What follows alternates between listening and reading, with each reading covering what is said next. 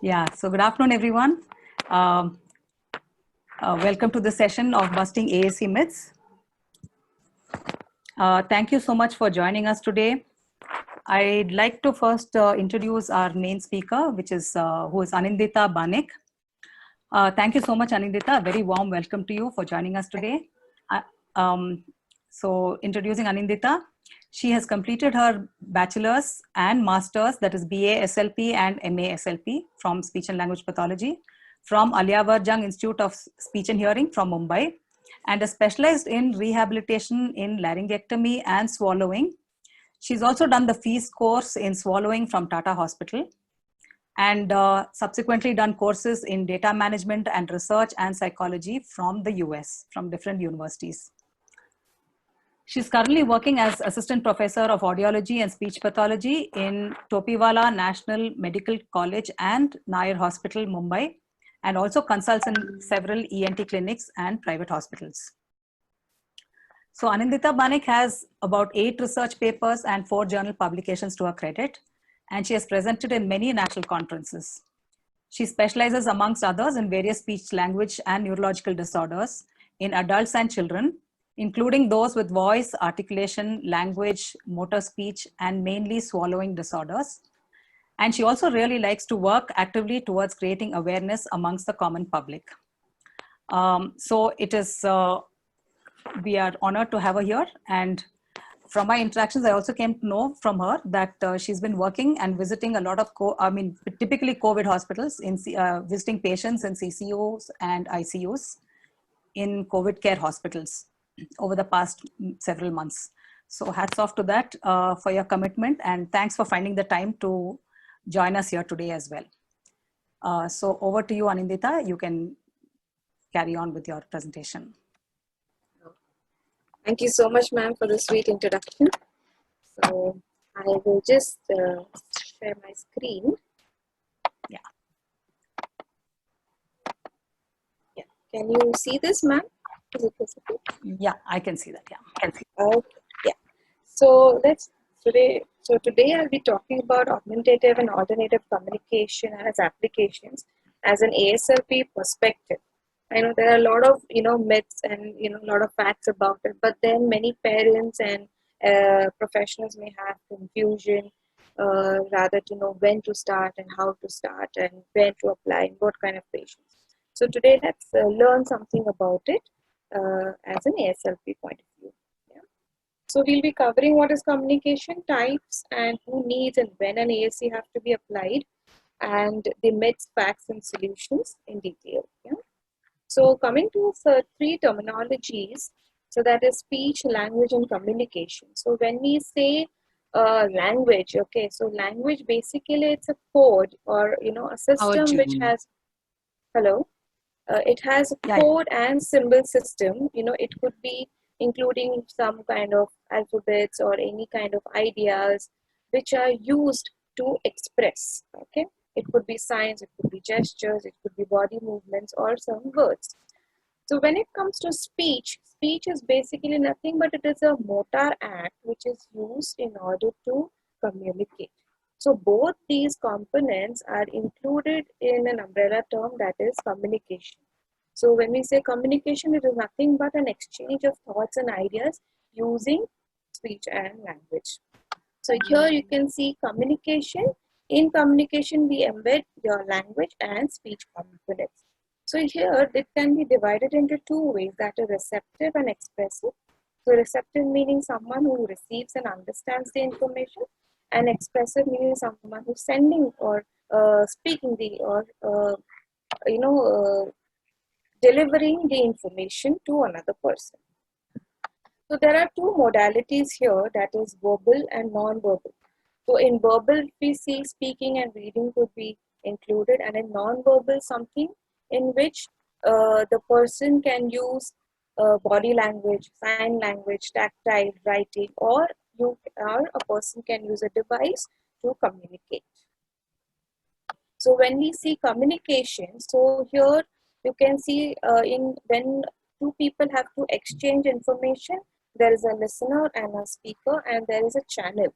So then one person is encoding it, the other, and speaking, other person is listening, decoding, understanding.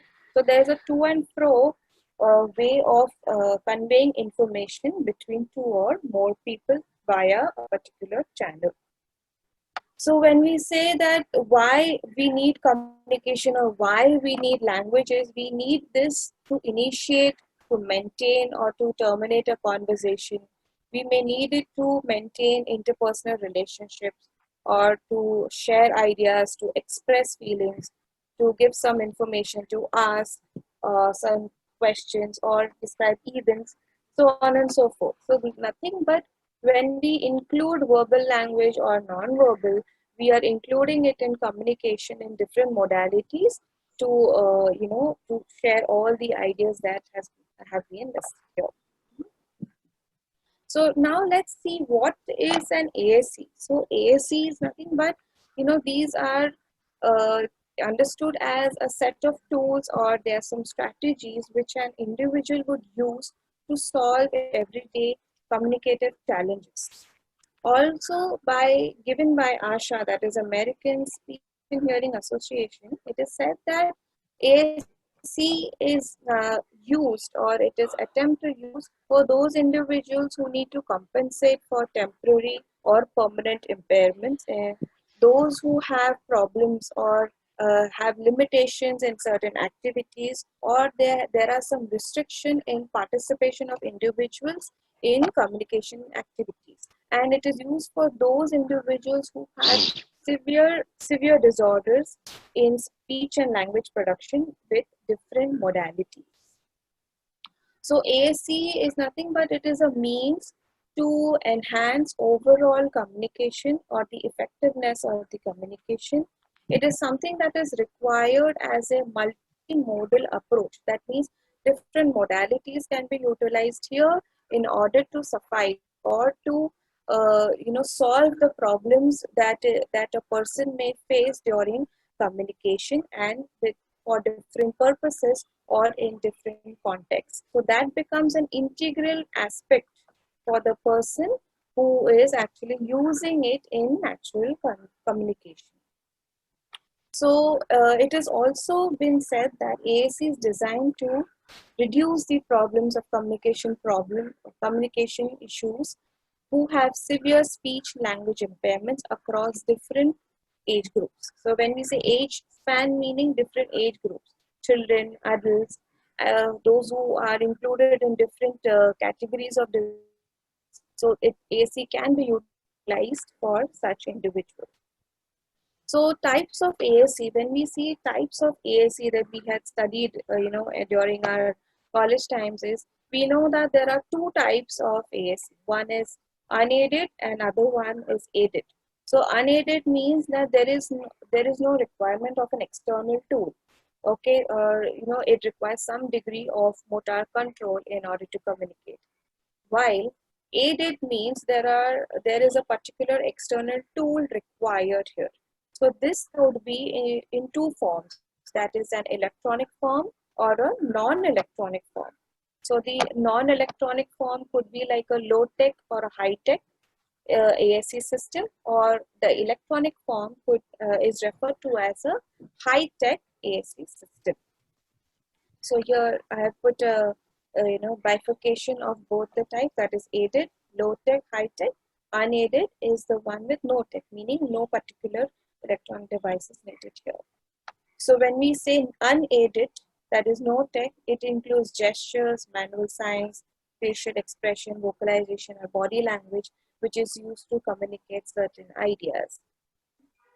When we say aided, so under aided, we have two types, that is low or light tech and high tech. So under low tech, it could include the communication board, can include pictures, objects, photographs, writing materials, or books or boards, which are used, and it can be made with respect to the particular person. And in high tech, we have speech generating devices, that is SGD, or you can have single message devices or recordable or digitized devices, and ASC devices in which you need a software which can be used on computers or tablets or smartphones, okay, for the particular individual. So these are some pictures showing low-tech devices. So here are certain communication boards with alphabets and pictures. And this is a communication book wherein a lot of boards are put together and then you can make it like a book for the individual. So these are another types of low-tech devices here. So it has a lot of pictures along with the words. So the person can read or the person can see the picture and use for communication. These are some of those. These are the high-tech devices. So these are nothing but those which require a particular electronic device. So the device can have an app which can be downloaded and it can be used for communication. These are the ones. This is an example of a particular software. So now let's see who needs an ASC. So many a times, many people might just think that ASC is just one device used for that person who cannot speak at all, or maybe it is a last thought. But it's nothing like that. ASC is definitely applied for certain categories or certain etiologies, but at different stages, it can be used for therapy or to build up communication for an individual. So individuals who use an ASC are the ones who have severe expressive communication disorders, who have impairments in speech, language, reading, and writing. ASC also can be used for those individuals who have temporary or permanent problems in communication. So when we say temporary or permanent, for example, a person who is, who has had an head injury or has been admitted in the hospital. So in the acute stay, a person can use ASC. It could be an ASC board or it could be an electronic device to communicate. So that is the temporary use of ASC. For if you need permanent ASC device, so maybe a child with cerebral palsy may require an ASC device to communicate on a daily basis maybe in school setting, in home setting, or in the clinic setting.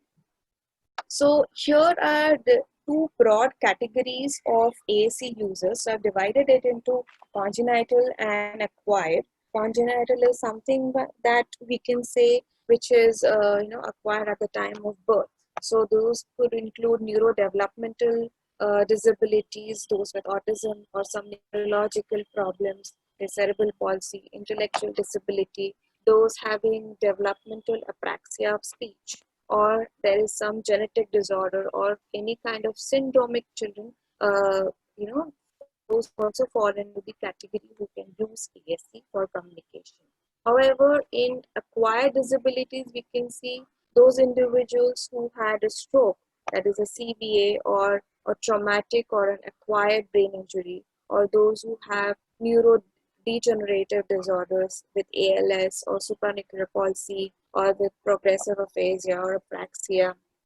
Individuals who've undergone surgeries like glossectomy, laryngectomy also can use ASC till the time they do not develop verbal communication. Or those individuals with temporary conditions, for example, if they are in critical care settings, in acute setups, so they can also use ASC device to communicate with their caregivers, with the medical staff around them. So when we say that, when we see these disorders here, these are nothing but these are etiologies. So this can lead to some kind of speech, language, or communication disorders. So it could be either in children or it could be in adults across a huge age span. So when we say that what are the different communication disorders an individual can have, so that is nothing but it is divided into these.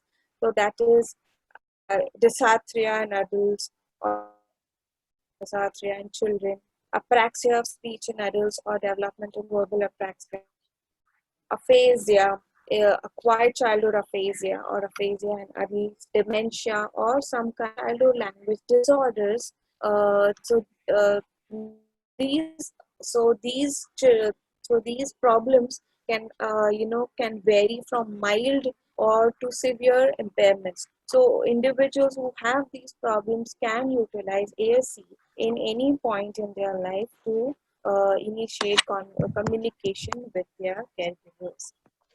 So when we say that, when we have to use, hello, when we say that a person to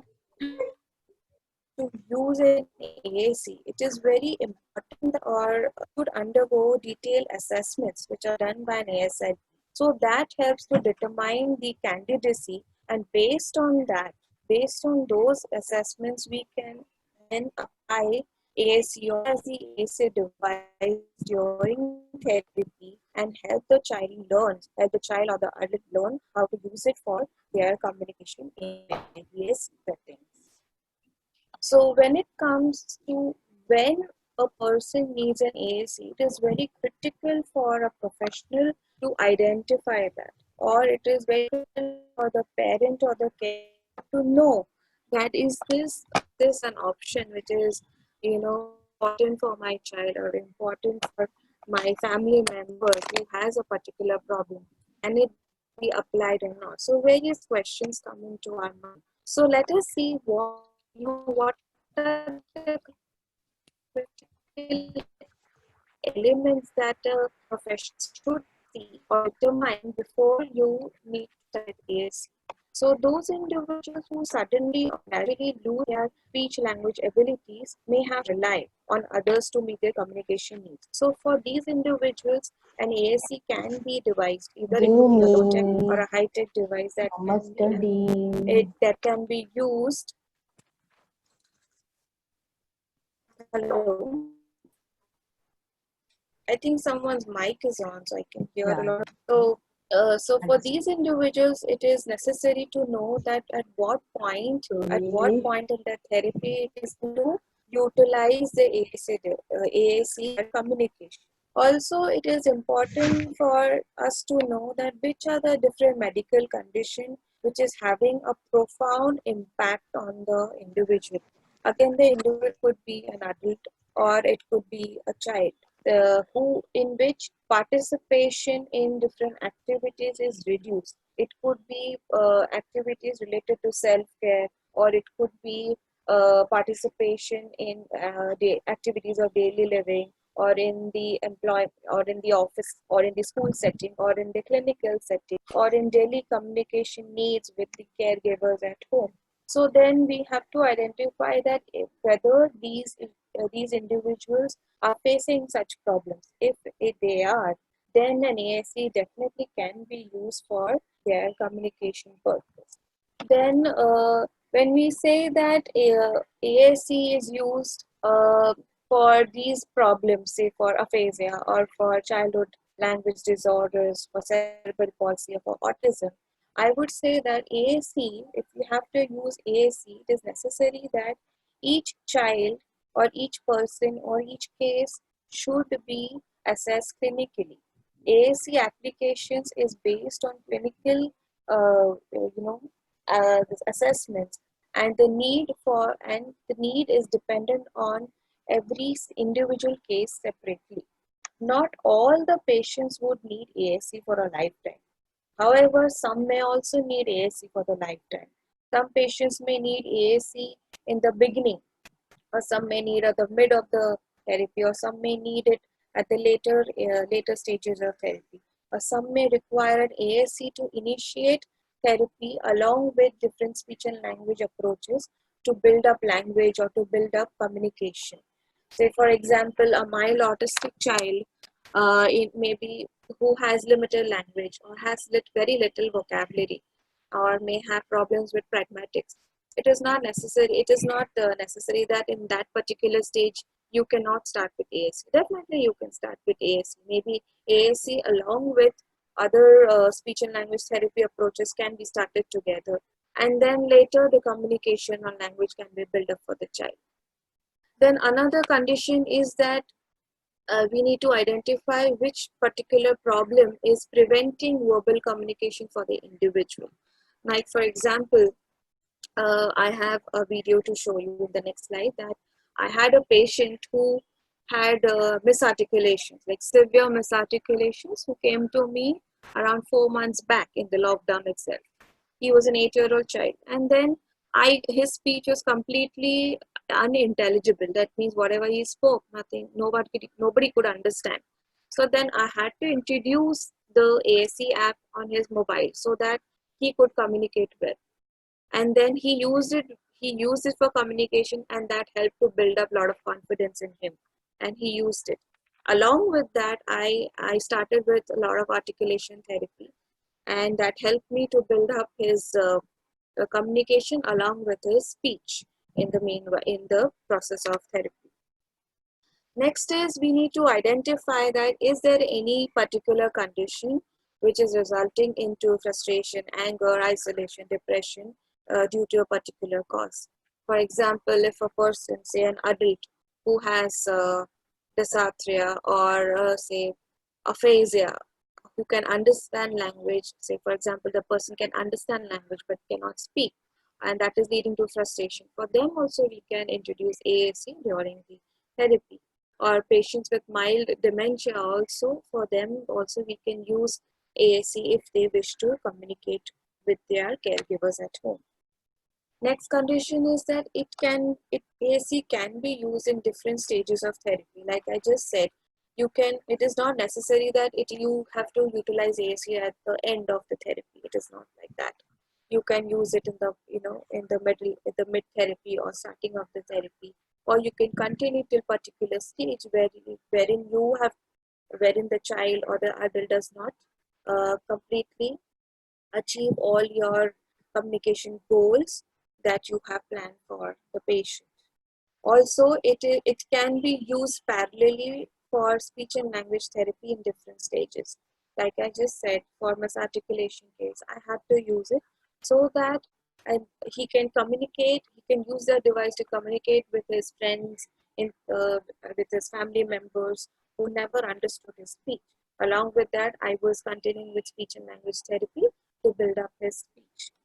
Okay. Also, I had used it for a mild autism case. 2 years back, I had started with that, and today he has built up good amount of language and he can communicate well verbally in sentences. So definitely, it is to be known that every patient is unique. Every patient will have their particular disorder.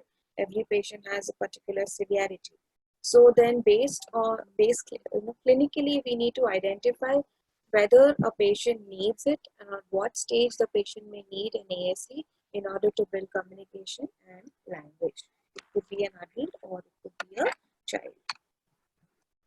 So another point is we need to know the prognosis of the patient in verbal communication. If the prognosis is poor, so definitely ASC device can be used for the patient to communicate well. And ASC needs for an individual with acquired disability may vary from time to time, and it will also depend on the disease or disorder onset and the progression of it. For example, if a patient, say a child with mild autism at the starting of the therapy, say for the first 6 months to 8 months, the child may need an ASC to communicate. We can also use it to build up language along with different approaches. So maybe for 8 months he used it, for another 3 months he may use it, and when the child starts developing good language and verbal communication, so maybe at that phase we can enhance more of verbal communication when the child becomes independent. So here I meant is at one particular stage we introduce the ASC, and later you can introduce other approaches along with ASC to build up communication for the child. Then another point is it can be used in acute stages of illness. Like I just said, for example, if a person has undergone a surgery, say an adult has undergone a surgery of the tongue. So say some part of the tongue is cut because he had cancer of the tongue, or there was cancer of the throat and some part of the larynx or the throat has been cut. Okay, so at that particular stage in the hospital stay, the patient is not able to communicate verbally. So in that acute stages of illness, ASC device can be used for communication by that individual. Now, these are certain examples of cases that I have taken personally in which I have used an ASA device, and it helped the patient to improve not only in in speech, but it helped to increase some amount of language and communication, and overall it helped to build up a lot of confidence in the patient to communicate in the later stages of therapy. So this was an 8-year-old child with severe articulation disorder, had very poor speech intelligibility. So I had to use ASA device. The app was used. So this was the app that I had used for him. This is the Avaz app which I had used. 4 months back we started therapy. So initially he was very quick. He was a quick learner, so he quickly learned how to use the phrases and words in order to communicate with his parents, with me, with his friends. And parallelly, I was working on developing on his speech for improving his articulation. So I'll be showing you a video. This video is it was recorded 2 weeks back. So this is the recording of the speech of the child. The AC is not being shown in this video. I'll just play it.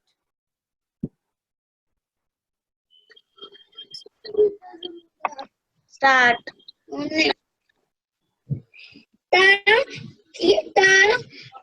baby cat is playing and the Is it audible? mommy cat is Yeah. I can- standing. Okay.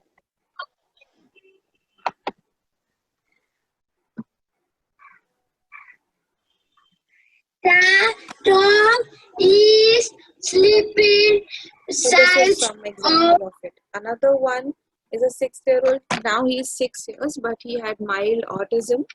So when he was 3.5, I had started with therapy along with a particular low-tech device. So this one was made by the parent. So wherein he would we emphasized on language from starting from words, phrases, and today he's able to speak in simple sentences. So I'll just play this. No, the milk bottle is used for drink. Say the milk bottle is used for drinking milk. Drinking milk. Say the full sentence. The milk bottle Is used for. So now drinking he's milk. able to Yes. speak simple sentences verbally to communicate. This is another video which I just played. This is on YouTube, which I saw that AC was used for this autistic child at the beginning of the therapy, and he took therapy for good 12 months, and then What's your number? So here, earlier he would communicate using numbers. He started therapy when he was 16 months old, and later he was using this device in order he would pick out words. He could, use function words, nouns and verbs and adjectives, colors during his communication. And he took good amount of therapy for around a year, and now he's able to speak verbally. He can sing, he can use simple sentences for his communication. So this child was nothing but he was a mild autistic child. So ASC was embedded in his therapy. Another case, this case is a 70-year-old man with laryngectomy. So the entire part of the larynx of the voice box was removed. So that time he did not have any verbal communication. So the initial stages of therapy, I used this Avaz app when he would communicate using certain words and phrases. He could even make questions or some short phrases to ask questions or demand for his needs in the therapy. And later when he learned verbal speech, so now he doesn't need ASC for verbal communication because he's learned to talk. Now coming to the main part, that is myths and facts, we'll be seeing. So there are a lot of myths, so we need to break down the thoughts that which limits are used for ASC. So ASC, it is always thought that it is the last resort for speech and language intervention. However, no, that is not correct. It is used at different stages of therapy. ASC hinders or it stops speech development. However, it does not hinder, it will help you to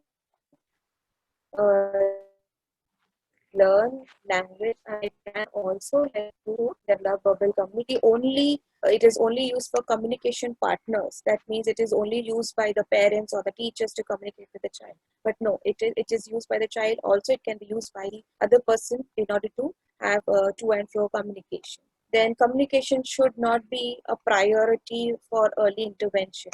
It is not the thing. So communication along with speech and language should be worked on together in order to build up those qualities in the child during therapy. Then the child must have certain skills to benefit from ASC. It is not necessary. Individuals who are autistic or who have some amount of cognitive impairments can also utilize ASC for building up language and communication overall. Children who have certain age, they only benefit from ASC. However, it is not the stage. In ASC can be introduced at an earlier age, and then it can be utilized for some amount of time for therapy, and which can help the child benefit from ASC. So there is no age limit as such for utilizing ASC for any kind of population. Then speech generating devices are the only ones which are used for children with intact cognition. It is not only speech generating devices, but other communication boards can also be used for children to use as an ASC device, or any software based ASC devices also can be used for children to communicate. Then children must have certain amount of words before using ASC. It is not necessary. I had personally used ASC for the mild autism child who did not have much words at all. And then gradually he learned a lot of words when he started using ASC during therapy. ASC will replace verbal communication, or it will replace speech. So that is a myth. ASC will not replace it, but rather it would help or augment your communication, or it will help in building up your speech and language as well. ASC, children who use ASC develop literacy skills different from typically developing peers. However, that is not the thing. ASC can help in developing certain amount of literacy skills. Rather, it could be also utilized in school settings, wherein the child can use to communicate or with the teachers, or to learn a lot of words in the classroom settings as well. Next myth is, if a child does not pick up or does not learn ASC in the first go, has failed using ASC. However, that is not so. If the child doesn't use it in the first go, that doesn't mean the child will never learn to use an ASC. Definitely the child will. I have seen children with mild cognition using the apps, ASC apps on smartphones to communicate in therapy and with their caregivers. Voice output systems are better than low-tech systems. That is a myth. Not only voice, so for certain patients, they may use voice output systems. Certain patients may benefit from a low-tech or high-tech, any kind of devices. Again, this is clinically based, and it based on individual and case with respect to different cases. ASC cannot be embedded in natural routines. It is not so. And definitely ASC can be embedded in natural routines. So it could be in the home setting, or it could be in the clinic setting, or it could be in the school setting. The child can use ASC for their communication. And it is thought that ASC causes undue stress, or it becomes too difficult for the families to communicate or use for the child. It is not so. ASC can be taught to the child. Along with the child, a caregiver or a parent can also learn in order to build a communication and language in the child.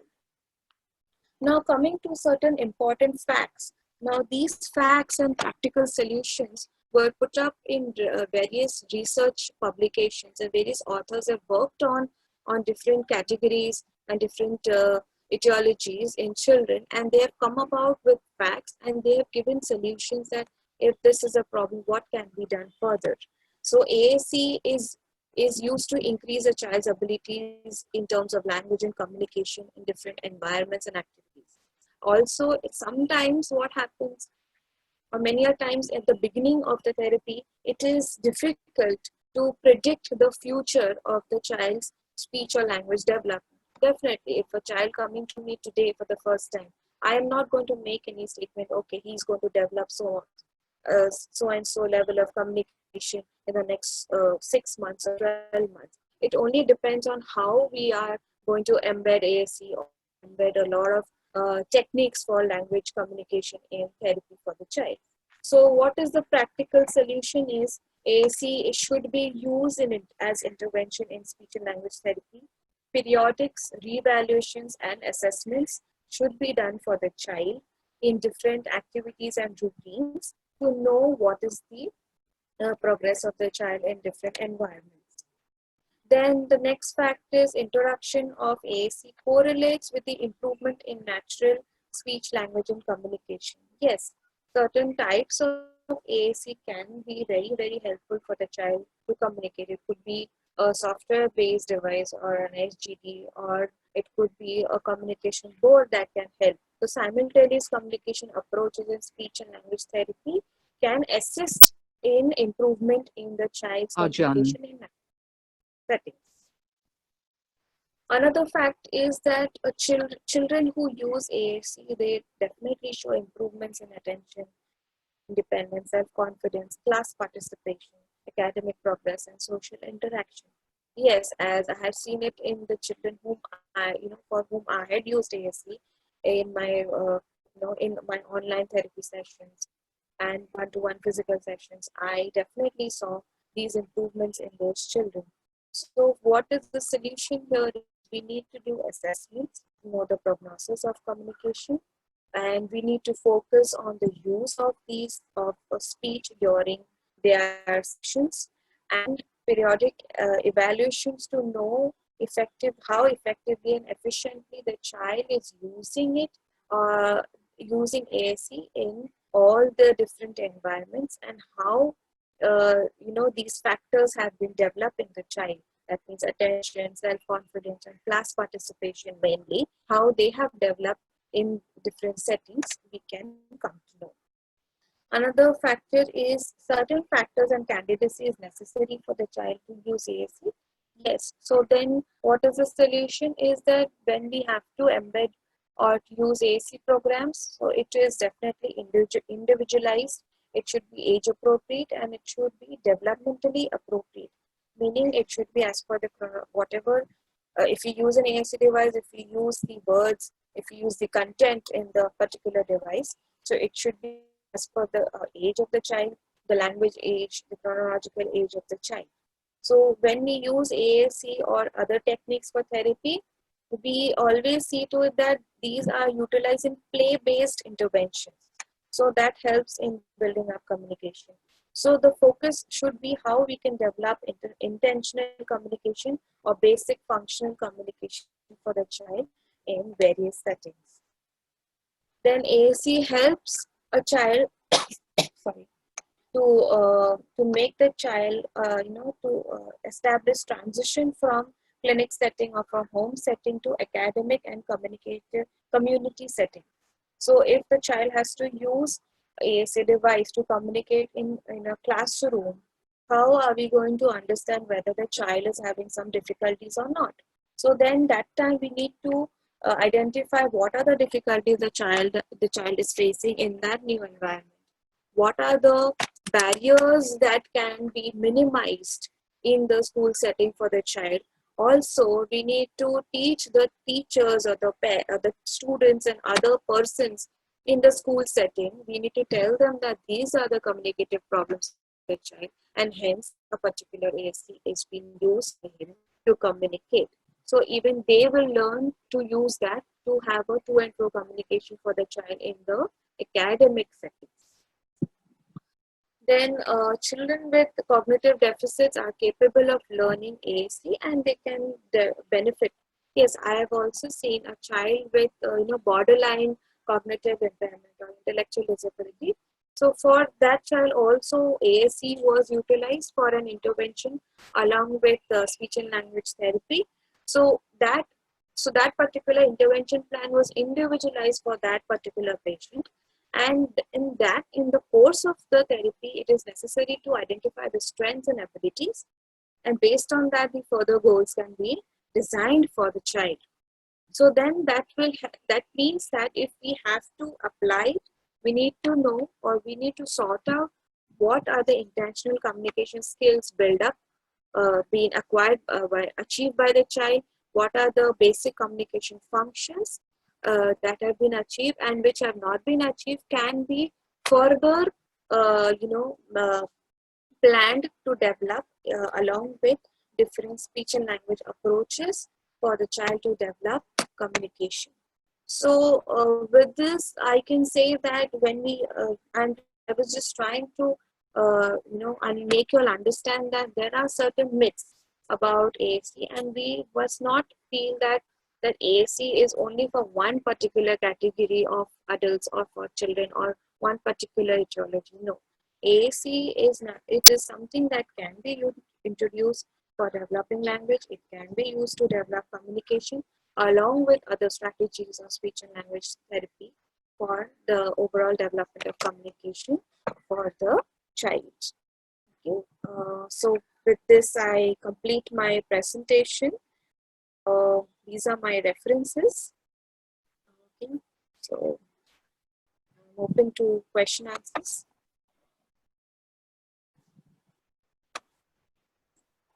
Hello, ma'am. Yeah. Yeah. Yeah. So if anyone has any questions, we may not be able to cover all of them, but we'll try and see if we can mail you some of the answers after the session is over, because we are running slightly short of time. So, so thank you so much, Anindita, for sharing your experiences and for elaborating on ASE myths and facts and about the various conditions for which it is being used, and for sharing those examples of your practice. That was quite useful. I think we'll go on to the latter part, which is actually seeing ASE at work, which is through Aavas. And we'll come back. So if there are any questions that still need to be addressed, I think she addressed many of the questions that were already sourced earlier. Yeah, or Anindita, do you have any other questions to address right now? Otherwise, I can move on to Aavas and we'll come back to the questions later. Yeah, okay. We can come back to the questions later. Okay. Yeah, so let me just share my screen.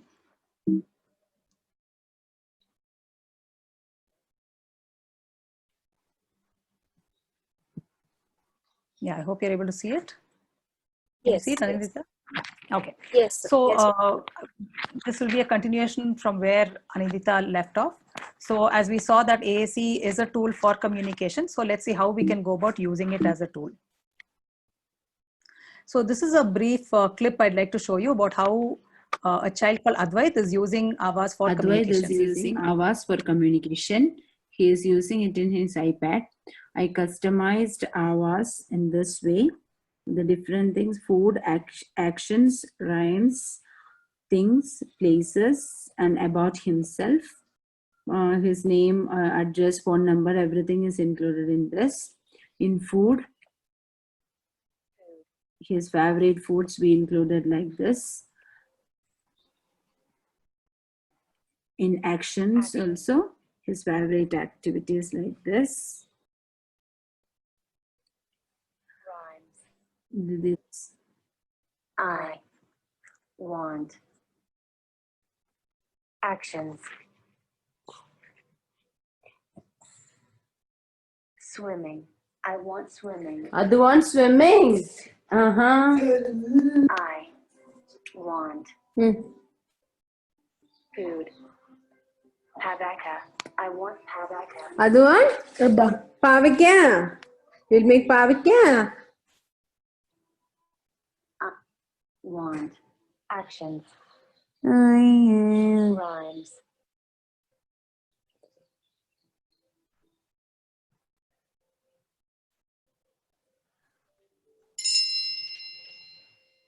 Flower song. I want flower song. Advan flower song.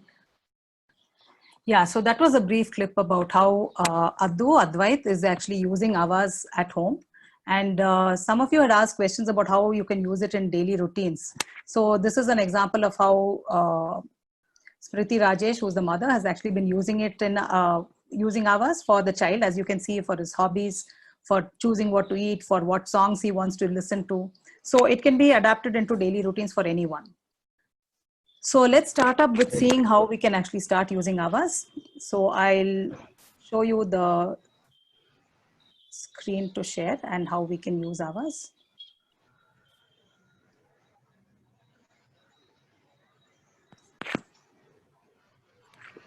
Yeah, so this is the Avaz screen, as you can see. This is the main home screen.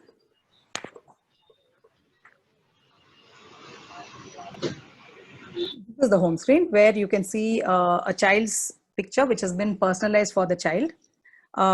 This is actually the basic folder which was there earlier. We have now renamed it as Arjun, and we've got it where you can have the relevant folders for him. And then we have an advanced folder. Advanced. Go back. And we have it in other languages as well. So if I take you into Arjun's folder. So here we have a bunch of words. As you can see, they are all color coded. This is following a Fitzgerald color key, which is green is for, it's based on parts of speech, and which is green is for verbs, yellow is for pronouns, adjectives is blue, etc. So it makes it easier for the child to identify the words and to be able to form sentences easily. So if the child wants to convey anything, he can. Want. Okay, I want, and then you can go into eat folder. Eat. And there are chips. Chips. Dosa. Dosa. So any of his favorite items you can add to this. So typically you can customize it for what the child needs. So initially you can start with actually adding whatever is his more frequent requirements, like water or maybe chips he really likes, any of his favorites. So once you have the favorites, then it makes the child even more motivated to use Avaz to communicate. And especially if you are able to give it to him after he requests for it, then it makes it more motivating for the child. So using this, go back. You can add your own items as well. So let's say you go into eat folder and you want to add the child's favorites. So you can tap the edit button on the top and say add new. And you can customize this entirely as per the child's requirements. So you can add many items together. You can add one message. Message is an item. So let's say you want to add, let's say the child likes sandwich. Okay, so you just say sandwich and you say okay.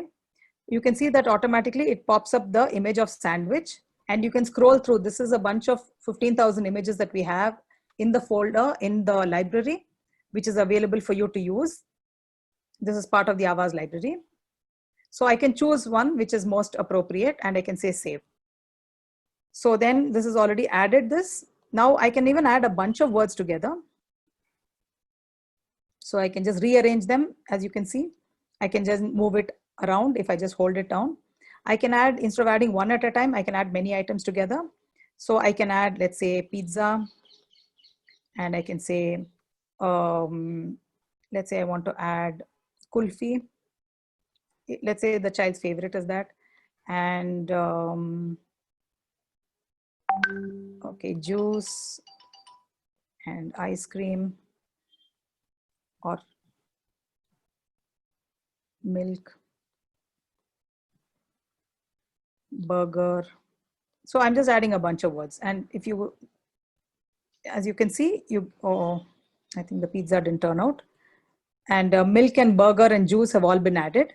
So pizza, I think there was, not sure why it didn't turn out. I think there was a space in between. So if I do pizza, okay, for some reason it's not coming. So I can go into the web. So as you can see here, I can tap the web option. There is a web option here. I can just go into the web. The symbols will actually give me symbols of pizza from the library. Now, if I tap the web option, it shows me all the images from the internet. So these are all copyright-free images, which you don't need to step out of the app, search for it on Google, download it, and then upload it here. You can do all of that at one go by just tapping the web option to scroll through a bunch of images from the net, which are all copyright-free, incidentally. So I can then choose this, and alternatively, I can also use the camera button here to add. So let's say you're sitting at the dining table and you want to add his favorite food then and there. So you can just turn on the camera and you can just capture the item that you have got on your screen. I mean on the table. So let's say this is on the table. Sorry. So you've got this on the table and you can just say use photo here. I think mine was covering a bit, my hand was covering a bit, so it's not come clear. But so you can use that, or you can use images from the gallery. So I can take pictures of, if I have from my gallery, I can choose any photos, or I can choose from the web. Okay, so this is how I can actually personalize Avaz for my child's needs and based on his favorite items and things that he is familiar with. Now, for the Kulfi as well, I can tap it, I can say change, and I can search on the web and find something for Kulfi. Okay, so now if I were to, there is also a button here. If you can tap it and say change, at the bottom, you can change the colors, the color code at the background. These also indicate what color codes these are, actions and phrases and people, etc. So I can set it at brown, which is for things. Now the speak as button at the bottom is also something that enables you to hear how the word will be spoken when you tap the image in Avaz. So when you tap it, Kulfi. you see it says the word Kulfi as Kalfi. So now you want to actually change the pronunciation because that's not how it should be pronounced. So I can then say speak as and give an option to say K-U-L, but that is pronounced as skull. So another option is to say C-O-O-L and space F-E-E. So you give a phonetic spelling and then tap the audio button. Kulfi. So this says Kulfi, but that's still better than Kalfi. So either you stick to Kulfi or you can record your own voice, because if you're not happy with this pronunciation, there's a red record button. You can just tap it to record. Okay, so I can say Kulfi and I can stop it immediately and then play it back. Kulfi. Okay, and then I can say save it. So every time I tap the word Kulfi on the main Avaz screen, so I go back, I can say I want Kulfi. So you see how you can form the words and sentences, and Clear. it will reflect with my voice. So the child can basically start using Avaz. It's as simple as this to actually customize it Go and start back. using. You can start, of course, with the child's with the child's favorites. You can hide whatever you don't want. If you feel that there are too many items on the page, you can just go into edit and you can choose some of these words if you don't want to add them and show only a few. Okay, and you say hide. So now these are all grayed out to show that they'll not be shown on the screen. You come out of the edit mode and they all vanish from the child's side. So the child can just... I want chips. Okay, and initially Clear. it may be tough for the child to be able to form sentences. So he may just point to chips. Chips. Okay, in which case you then Clear. honor his request and give him the chips. But slowly you can start building it with want chips. So it'll become 2-word phrases where you're able to form and develop the child's language. And Clear. after over a period of time, maybe you can even say more chips. More chips. So the words that are Clear. that are on the left, which are all called the core words, are important to develop the child's language, and you can use it across different contexts. Whereas the nouns which are on the right, which are colored in orange, are all the nouns which typically don't help develop language because they're very, very context specific. So you can focus more on the core words. So when you go to Arjun, here the words on top are typically the core words, which are the words that help you use the same words across all contexts. So if you want in the child's activities, for example, you'll find the same words repeated here. You can use the same words here. You can say, I want a book. And the way you teach the child is by you using it yourself. That's called modeling. That's a strategy that is most effective for teaching the child to communicate. It's called modeling or aided language input or aided language stimulation. And so typically you start using it yourself by forming phrases and sentences and normally at one word more than what the child is able to express. So if the child is able to tap just book or chips, then you say want chips. And if the child is able to say want chips, then you say I want chips or I want more chips. So you slightly try to be one step ahead of the child's level of communication. So you can see in this Go way, back. you can add a lot of activities. You can also, there is also Feelings. You can help the child express feelings. You can start with I I feel happy. happy. So actually in a situation where you are happy and you want to express yourself, you immediately take out Awaaz and share that feeling with the child to say, okay, so today we did this, so I'm happy. Today you kept your toys away, I am happy. And that way you can actually get the child to also understand and experience the particular emotion and express themselves. So when the child is happy about a particular incident, let's say his birthday, you can say, oh, you're happy because it's your birthday, and you're smiling because you've got gifts, so you're happy about it. So that way you can also help develop the child's vocabulary and expression. Go back.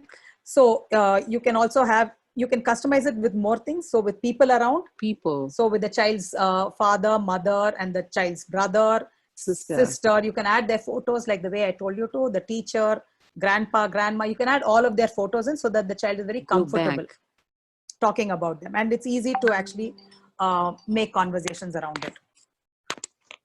So we also have settings that you can set up. So some of the very basic settings in Awaaz that you can consider is pictures per screen. We've set it to 15 pictures. You can set it to something around this unless there is an access issue. And you can also, if the child has any issues with visual impairment or any visual issues, you can set the contrast to be high so that there is a visual contrast that is available.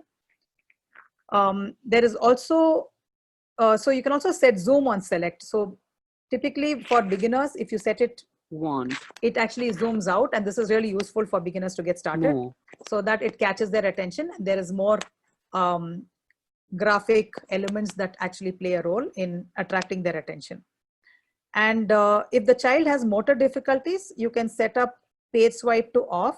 So if the child is not able to, if they have accidental scroll of the screen because of having fine motor difficulties, you can set up this page up and page down keys. So it will not scroll when you scroll the screen with your hand, but it will only respond when you do page up or page down. So this is how we have enabled children even with visual impairment or fine motor difficulties. And those with hearing impairment, again, you have the option of having the zoom facility, which allows them to know and get feedback about what they have pressed. So there is also a quick folder where the child can communicate very quickly whether he wants to go to the toilet. I want to go to the toilet. Clear. Or if they want to need a break. Or they need a break, or they want to say good morning. Greetings and hi. Hi, hello, good morning. So back. It's just very basic communication, but it helps establish the communication and the social aspects. So that was the quick button on the right hand side. So this is the basics of Awaaz picture mode. And you do have an option where you can also take in the edit mode. If you go, you can get into a page print. So if I go into edit mode, I can do a print and I can take a low tech version, which is make Awaaz into a book or a category, book of this category. So this is basically what the low tech version that Anindita was also speaking about, where it's not necessary to use a high tech version with the speech generating output device. You can also have it as a printout, which can be laminated and stored in his file where he can just tap. And this allows also the AAC to be available 24/7 for the child. So even in case there's a problem with the device, or the device is charging in another room, or you don't want to take it out somewhere, you can always carry around this low-tech version, which is available for the child to use at any time. So this is a quick introduction to Awaaz. Let me just go back to the presentation.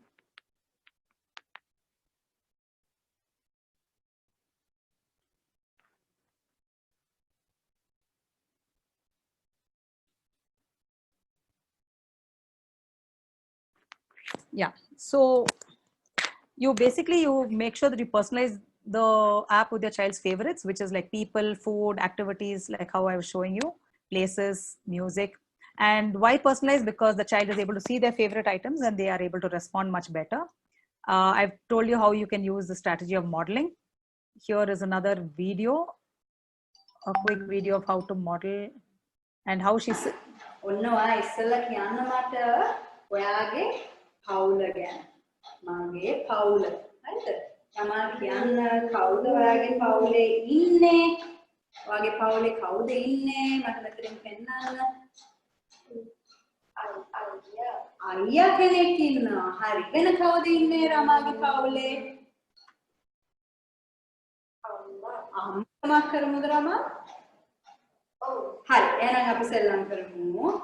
ඔන්න එහෙනම් මම සෙල්ලම් බඩු වලට යනවා.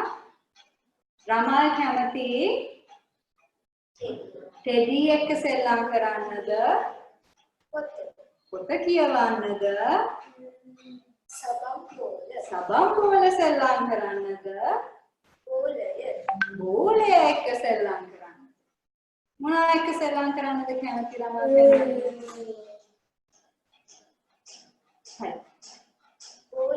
බෝලේ එක සෙල්ලම් කරන්න. හරි. මම බෝලේ දානවා රමාට. මොනවා අල්ලන්න? 1 2 3යි. මොනවා අමිට දාන්නේ? So you can see that she had asked for, she showed each of the options that are available and and as soon as he picks one object and picks the item, makes a choice, immediately reinforces that selection and offers that item to the child. So that was what was very important, to make sure that you reinforce it.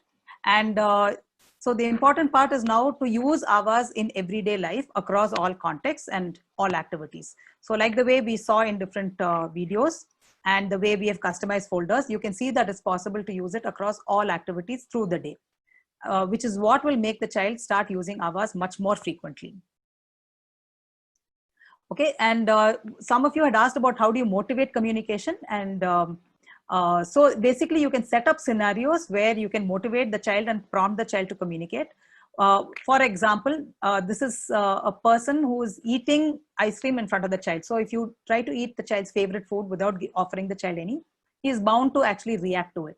So you set up and contrive situations where the child reacts or responds in some way to express his dissent or otherwise, or make a request. For example, another example is where you're placing the child's favorite food or any of his favorite items in his view but out of reach, so that then he's forced to come and request you for the item. Or for example, you have a painting activity without the brush and say, come, let's paint. So then he's forced to request you for the paint. Or you sit down to say, let's read a book, and then you don't turn the page. Or you open the bottle of bubbles but don't blow the bubbles until he actually asks for the blowing. So that way you're forcing the child to actually respond and react to a situation. And while you're playing tickles, you just suddenly stop and until they ask for it again.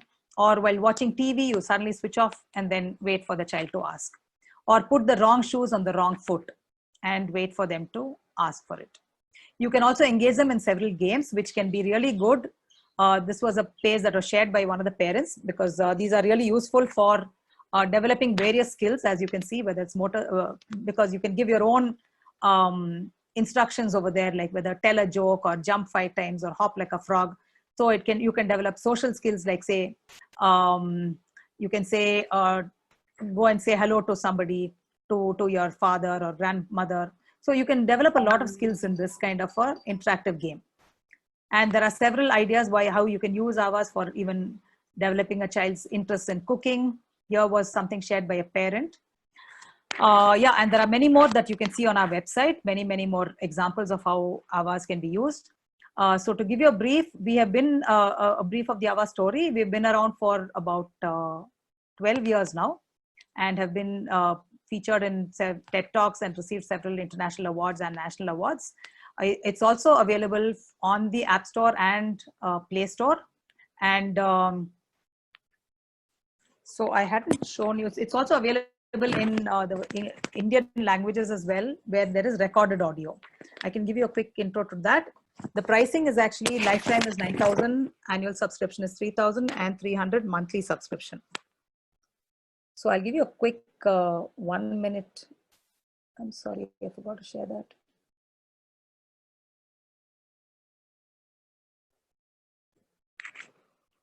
Home.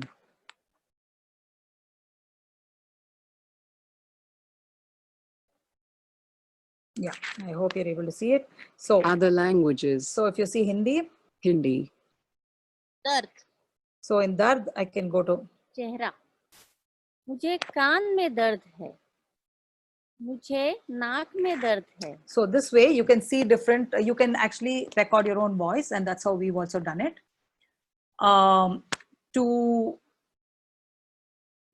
So you can record your voice to sort of add your own languages to it, and you can use Avaz in different languages as well. So we come to the end of the session. We've spilt over a little. Sorry for the delay. So if you have more questions, we can try and answer it if you still have the time, or we can send you we can try and address it over email and share some of the responses. So here are a few. Does low-tech mean communication book? Yes, low-tech is communication book. It's like a communication chart. Team Avaz, if possible, make it, no, that's not, make it free is what someone is saying, but this is a commercial venture, and we are trying our best to help parents and others, which is why we are organizing such webinars as well. Informative talk by Anindita Banik, and this is also practical Avaz demo. Okay, I think, yes, Avaz is available on Android phones and tablets, and it can be tried for 14 days, please note. Hello, ma'am. Yes, please. I have a question. So, how far can we depend on Avaz app? So, for example, for a child to communicate, is this going to be lifelong, or is it just going to be, just for saying basic stuff? Like, can we depend on it fully? Are you understanding what I'm trying to ask? Yeah, you're asking whether it's only for developing basic communication, or can the child continue to, will it sustain the child throughout his life? Yes. Like, yeah. Is this effective lifelong? That's my question. Yeah. So I can start with it, and Anindita can then substantiate it. So yes, definitely it can sustain him as the child grows. As you can see, even the vocabulary can grow. And in Avaz, we have a picture and a text mode. So since most people were asking about pictures, I hadn't gone into the text mode as yet, but this does have both modes. And so just to give you a quick look at that as well. Ma'am, I would like to add to this.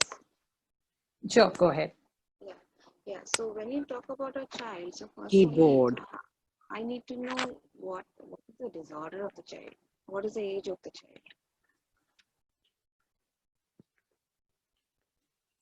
Ma'am, so I actually train students who are above 18. 18. So yeah, 18 and above. So there are. What's the disorder? The disorder is actually I'm not sure about the disorder, but she's. What? Hello? So basically, okay, if you're training them on communication, okay, first in SLP, you need to get them assessed by your SLPs to know the language age, the communication needs, and how is it, what are the domains of communication and language which they are lacking. So then based on that, you can utilize Avaz as an ASC to develop their communication. And for every child, you will have to devise it individually. Okay. Like for example, a child A, a person A has language age so and so. So based on that, you start the Avaz app at a particular stage with particular phrases. However, the other child, say another child with, child B may have a higher language skills than A. So then their use of Avaz is going to be different as compared to A. Are you getting my point? So their communication needs or their use of Avaz is going to be different. So the question that you asked is, for how long to use, that how long will depend on how much they are benefiting and what is the prognosis of the persons with respect to language and communication. Okay, so that will, that will give you an answer how long a child or a person would use an ASA device for communication.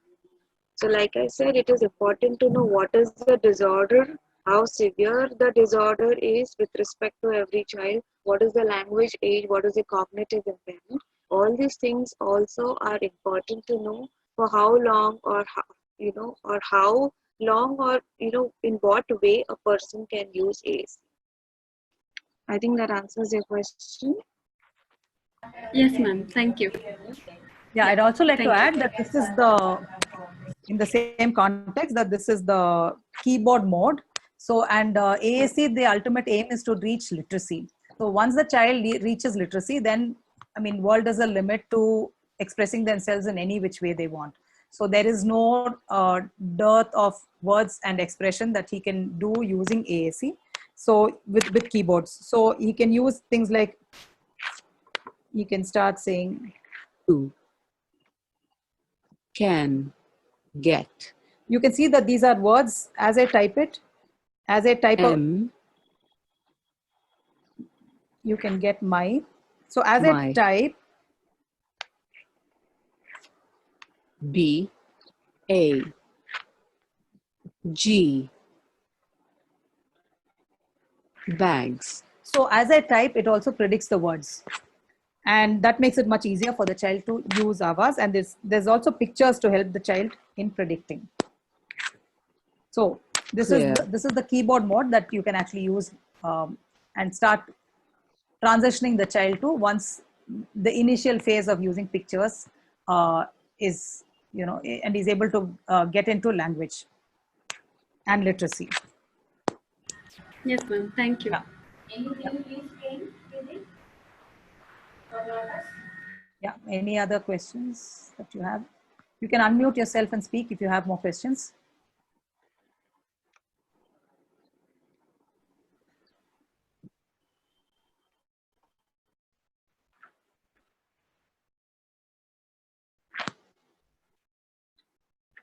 Yeah.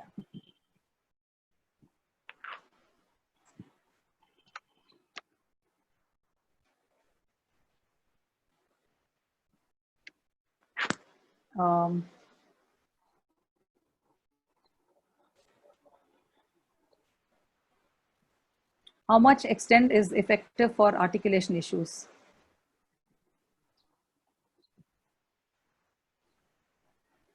Can you elaborate on the question, Ms. Shailaja? How much extent is effective for articulation issues? To what extent is it effective for articulation? Till what extent it can be used, right? Till what extent it can be used for articulation? Okay. So see, like I told you, for my case, which I used in online therapy. So what I did is I used it till the time his speech became partially or 50% or 75% intelligible. So till that time, I was using the AAC app for his communication. So if he had to communicate with me or his other siblings and cousins and uncle and aunts, so then I took that also into consideration. Also, I kept on assessing his development of articulation and to identify how much his speech was intelligible for a listener to listen and understand the speech. Yeah.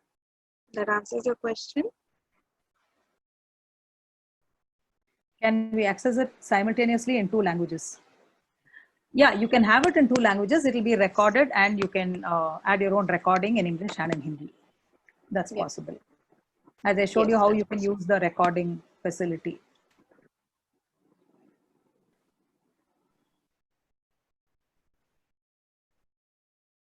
Okay. I hope we've addressed most of the questions that you have. And I hope you are clear about how it can be used through the day for in your daily activities, because that was a question that was common in many people's minds, and how the child can be motivated to communicate. Questions. Can you please share some videos of kids Also, having there was some apraxia who question use with respect Avas? to Savita has requested if you can share videos of kids having apraxia who use Avas. Would you have that, Anindita? actually, I do, but then there's no consent given by permission, parents to, show. Yeah. So even the videos which I showed, they had no photos of the children. Yeah. So the other videos have the photos, so they are not given Right. consent. So, Savita, we do have several videos on our website. Several videos of children using it on our website. So you can take a look at it on our support page of the website. You can look under user videos. www.avazapp.com, under that support, and you can just look for user videos.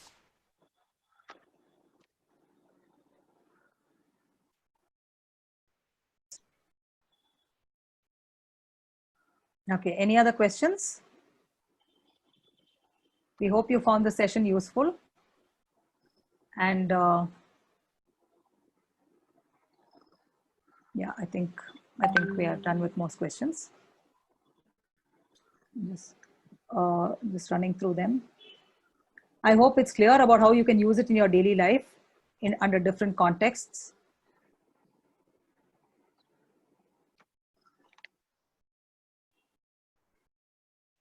Okay, I think we're done with it. Okay, so thank you so much everyone for joining, and big thanks to Anindita for making it possible to attend it today amidst her COVID schedule again. Really a big salute to all of you to put patients first and risk yourselves while we are all sitting in the comfort of our own homes. Yeah, So it's a great big to hear struggle, that. Yeah. Yeah, wonderful. Keep up the great work. Okay, so thanks a lot, Anindita, for joining us, and thank you to all the attendees who spent some time today with us. Thank you. Bye-bye. Bye-bye.